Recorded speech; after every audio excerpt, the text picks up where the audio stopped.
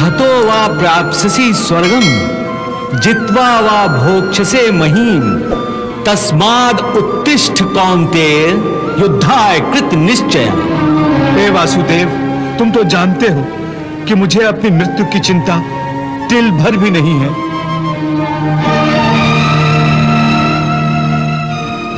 हे अर्जुन, मैं जानता हूं तुम इस धर्म युद्ध में अपने प्राणों की आहुति देने से जरा भी नहीं घबराते।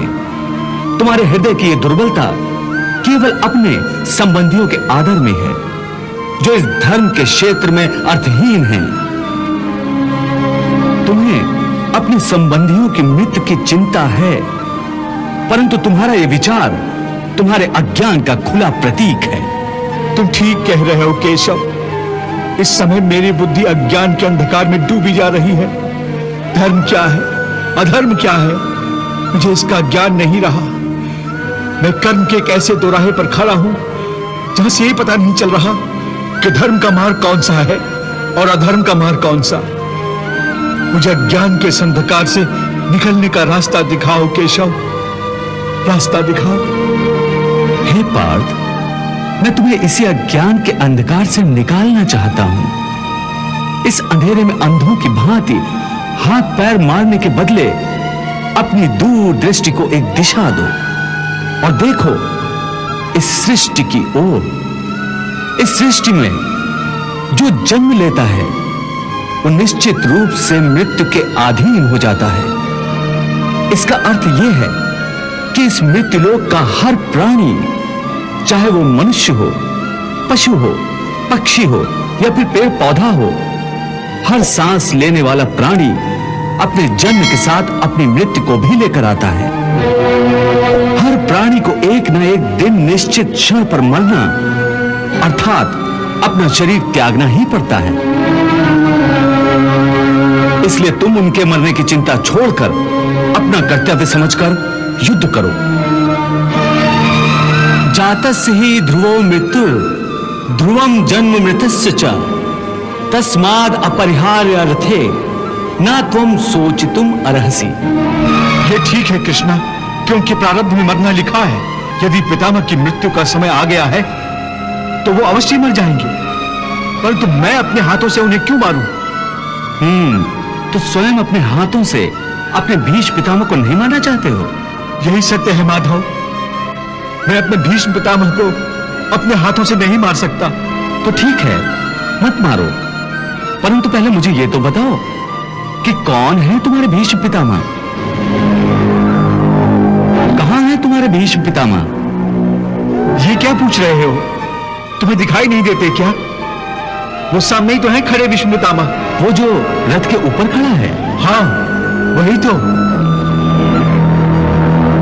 पर वो जो रथ के ऊपर खड़ा दिखाई दे रहा है पार्थ, वो तो केवल भीष्म पितामह का शरीर है। मैं पूछता हूं असली भीष्म पितामह कौन है, कहां है? हे कृष्णा, तुम्हारी बात मेरी समझ में नहीं आ रही है। वो जो दिख रहा है वो भीष्म पितामह नहीं है, केवल शरीर है। इसका अर्थ है कि भीष्म पितामह कोई और है। अवश्य, यही तुम्हें समझा रहा हूं मैं। देखो ध्यान से, देखो उस शरीर में जो प्रकाश है जिसे आत्मा कहते हैं, मैं तुम्हें दिव्य चक्षु प्रदान करता हूं। इन दिव्य चक्षुओं से देखो उस आत्मा को।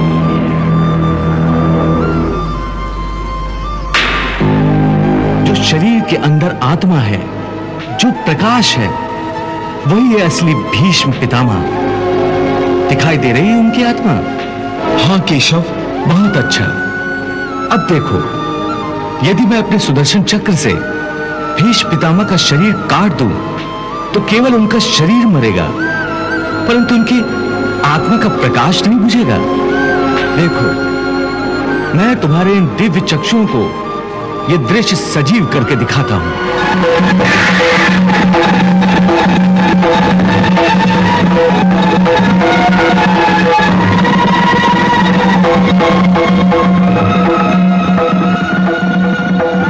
देख लिया अर्जुन, मेरे सुदर्शन से केवल उस शरीर का नाश हुआ है, उसकी आत्मा का दिया अब भी उसी प्रकार चल रहा है। हे कौन्ते, इस परम सत्य को अच्छी तरह समझ लो कि विश्व में केवल शरीर नाशवान है, किंतु आत्मा अविनाशी है। शरीर के मरने पर आत्मा नहीं मरती। आत्मा न कभी जन्म लेती है और न कभी मरती है।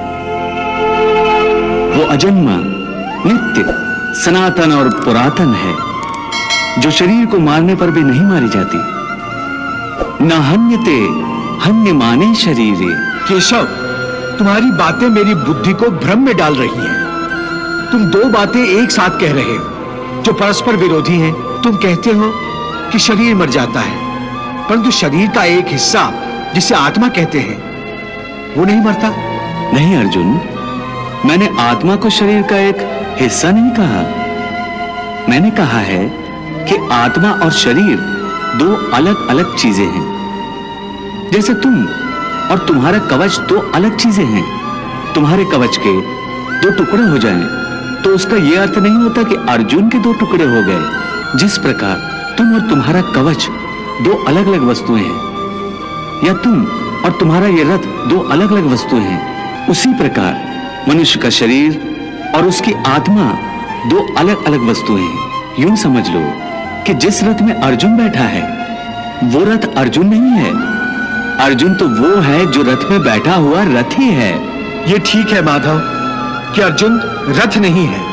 अर्जुन मैं हूं जो रथ में बैठा हुआ है। तुम्हें रथ के टूटने का शोक नहीं होगा, परंतु अर्जुन के मरने का तो शोक होगा ही। अर्जुन, तुम्हारी बातें सुनकर मुझे तुम्हारी बुद्धि पर हंसी आ रही है। अपनी तरफ से तुम बड़े पंडितों और ज्ञानियों जैसी ऊंची ऊंची बातें कर रहे हो, परंतु तुम्हें यह पता नहीं कि जो सचमुच ज्ञानी होते हैं वो ना उनका शोक करते हैं जो मर गए हैं, और न उनका शोक करते हैं जो अभी नहीं मरे हैं, क्योंकि वो जानते हैं कि जो मर गया है वो फिर जन्म लेगा, और जो अभी जीवित है वो अवश्य मर जाएगा। मरने वाला फिर जन्म लेगा, क्योंकि केवल शरीर का नाश होता है। शरीर के अंदर जो आत्मा है वो कभी नहीं मरता।